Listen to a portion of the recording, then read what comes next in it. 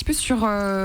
qu'on rembobine encore un peu, qu'on revienne sur les débuts. Ça va, tout le monde m'entend bien ? Ouais. Très bien. Qu'on revienne un petit peu sur les débuts. Je crois qu'assez rapidement dans le projet, vous avez été repéré par le label Atmosphérique qui a malheureusement mis la clé sous la porte aujourd'hui, ce qui est très malheureux, effectivement. Comment est-ce que vous vous êtes rencontrés avec Marc Thonon et les gens du label Atmosphérique ? Comment ça s'est fait ? Ça s'est fait notamment par le biais d'un tremplin qu'on avait fait et dans lequel Marc était président du jury. Et donc petit coup de cœur de son côté et nous on a beaucoup apprécié la personne et donc ça s'est fait assez naturellement après. Qu'est-ce qui vous reste de vos liens avec Atmosphérique aujourd'hui ? Est-ce qu'il y a encore des liens ? Oui, il y a des liens forcément. On a vécu quand même depuis 2011. On est proche du label, du coup on a quand même tissé beaucoup de relations et avec Marc Thonon, on est toujours en contact. D'ailleurs, on le salue. Salut Marc. Ouais, Marc. Félicitations. Et puis toute l'équipe d'Atmosphérique, on est toujours en contact. C'est un petit monde, hein, du coup, on a toujours plaisir de se rencontrer autour d'un concert. C'est allé relativement vite pour vous. Est-ce que vous avez l'impression que c'est monté en puissance rapidement, le projet, ou est-ce que pas du tout ? Est-ce que vous mesurez le chemin parcouru ? Notamment pour ceux qui étaient là peut-être dès le début. Oh, bah oui, parce que comparé aux premières répétitions où on faisait des reprises des Pixies notamment, qui n'étaient pas jolies, on a des vidéos, on a des dossiers. C'est dur avec vos débuts un petit peu. Non, mais on a un regard tendre sur le truc, mais c'est vrai que quand on regarde les traces de l'époque, tu te dis waouh, qu'est-ce qu'on était nuls. Et c'est pas grave. Alors ne parlons plus du passé. C'est pas grave, puisqu'on est devenu très très bon maintenant. On est énorme. Et que les Pixies nous reprennent. Pour cette EP et l'album qui en découlera, vous vous êtes lancé dans le financement participatif. L'autoproduction, c'est un choix ou une réponse à la fermeture d'Atmosphérique ou pourquoi l'autoproduction ? On a toujours été producteurs de nos titres, même le premier album, c'est nous qui l'avions produit, donc c'est quelque chose qui importait pas mal pour nous. Après, c'est vrai que avoir Atmosphérique qui met la clé sous la porte, ça nécessite de trouver d'autres solutions pour continuer à avancer.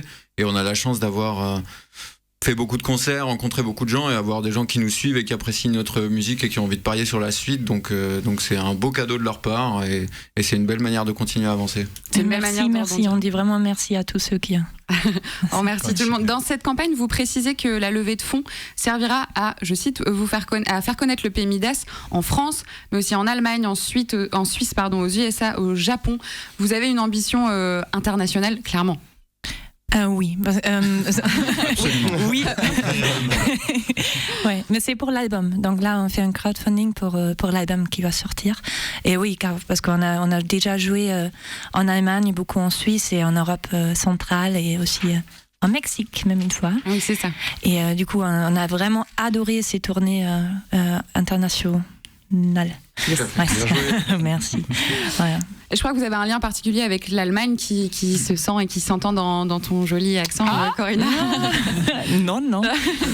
Vous avez vécu à Berlin. Est-ce que vous pouvez me parler un petit peu de cette époque ? Ça a été fondateur de Yalta Club tel que c'est maintenant ? On a vécu en cumulé, je pense, 12 jours à Berlin. Du coup, fondateur, je ne sais pas. Mais c'est vrai que c'est une ville dans laquelle on est beaucoup passé avec le groupe, dans laquelle on est beaucoup sorti. C'est aussi à ce niveau-là qu'on a pu découvrir pas mal d'artistes électro de la scène berlinoise et ça a aussi nourri le son plus électro du deuxième album. J'imagine. Vous sortiez donc d'une tournée de 150 dates, tu l'as dit Corinna, en Autriche, en Suisse, en France, en Allemagne, au Mexique, partout. Est-ce qu'il y a des dates qui vous ont marqué plus que d'autres pendant cette tournée ? Des dates qui vous ont bouleversé ou autres ? Peut-être que ce sera différent pour tout le monde. Ouais. Pour le coup. Ouais. En fait, on a vécu, déjà, moi j'ai un bon souvenir d'un live en direct sur la radio Flux FM à Berlin. On était sur le toit du bâtiment où on avait une super vue sur la Spree et pas mal de gens étaient venus pour ce concert et c'était un grand moment de live tout simplement. Tout simplement. Comment est-ce qu'on revient d'une tournée comme celle-ci ? Vous êtes fatigué, Et très content. Parce que vous avez quand même repris votre souffle entre cette tournée de 150 dates et la dernière assez rapidement. Vous avez d'abord bossé sur Midas entre la première tournée et la seconde tournée. Vous vous reposez pas en fait ? Non, en Jamais. fait, Le problème, c'est quand on s'arrête, tant qu'on continue, ça va. Mais c'est les jours où tu t'arrêtes, tu prends une sorte de camion de fatigue dans la gueule. Du coup, on essaye de toujours rester en mouvement pour éviter ce camion de fatigue qui arrive droit sur nous. C'est beau. C'est beau. Vous l'avez dit tout à l'heure pour l'EP Midas, Florent Livet et j'ai peur de mal prononcer son nom, Pavel Kovacevic,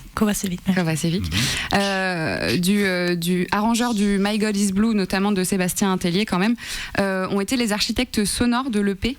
Comment est-ce qu'on rencontre des monstres sacrés comme eux? Wow. Monstres sacrés. C'est tombé d'un coup là, on l'attendait pas là. C'est grâce à l'intermédiaire du label, on a eu la chance de pouvoir être mis sur, on va dire, une liste de groupes sur lesquels ils pouvaient potentiellement travailler, et ils ont bien accroché sur le Yalta, sur les premières maquettes qu'on avait faites, et du coup, voilà, la rencontre s'est faite. Et qu'est-ce qu'ils ont apporté, pardon, excuse-moi. Qu'est-ce qu'ils ont apporté eux au projet? Beaucoup de choses, beaucoup de temps, beaucoup d'amour. On a eu la chance de vraiment travailler pendant 1 an avec eux, et c'est leur studio, donc ils ont cette liberté-là. On a travaillé 1 à 2 semaines par mois pendant 1 an avec eux, et on a beaucoup échangé, commencé à travailler avec eux, et ça a été un processus très itératif de faire des premières maquettes, puis les retravailler. Ils ont apporté aussi une science du son, une science du clavier, une science de l'arrangement. Donc ça a été vraiment extrêmement riche comme collaboration, et ils nous ont donné beaucoup de liberté avec ces paroles très sympathiques qu'on a suivies au mot. Si vous rapportez un bon titre jusqu'à la fin, on le fera quand même.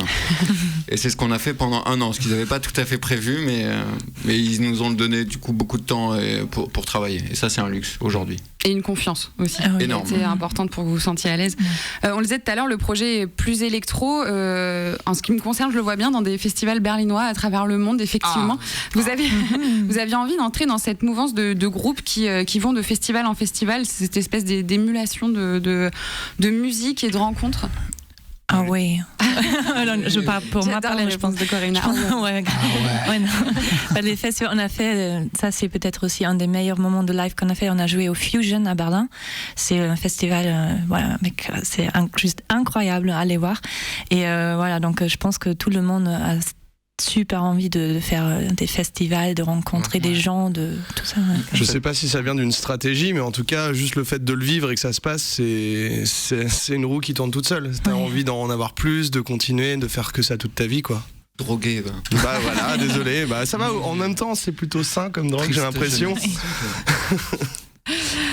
Pour en revenir à l'EP Midas en tant que tel, le visuel de l'EP, si on peut le décrire en quelques mots, est-ce que vous avez envie de le décrire, s'il vous plaît?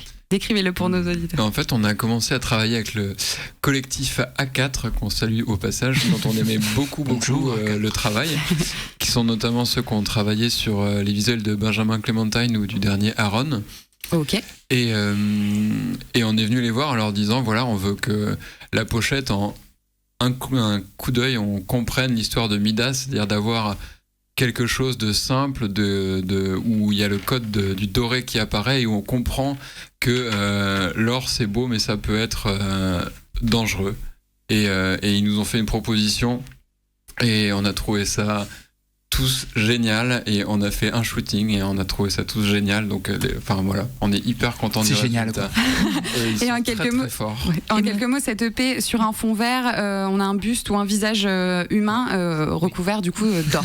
Voilà, exactement. C'est ça. C'est vrai, ça. Oui, voilà. Pour le décrire en quelques mots. Vous avez donc entre les mains un très bel objet, CD et vinyle. Vous aviez envie de le faire en vinyle, pourquoi? Une petite envie? Parce qu'on est tous, je pense, des adeptes du vinyle. On a tous une platine. Ce goût sacré du vinyle, et qu'on avait envie de le voir dans notre collection. Donc on s'est dit, quitte à en faire 6, autant en faire un peu plus. Voilà. Puis comme le visuel est beau, autant le faire en grand. Voilà. Complètement, c'est ça, c'est très graphique.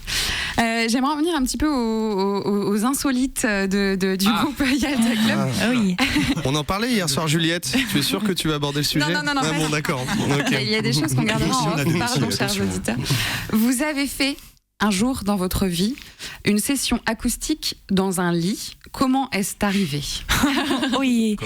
Ah oui, c'est pas ma faute. C'était à Hambourg, donc voilà, à côté de ma ville natale. Surtout bien payé. Et voilà, c'est en fait un blog qui font ça avec plein de groupes. C'est le concept. Tu te mets dans un lit et tu chantes et tu manges des raisins. Et Adrienne que On l'entend. Ah oui. Entendez, et moi j'ai l'image en plus. T'as l'image. Ah là là, ouais.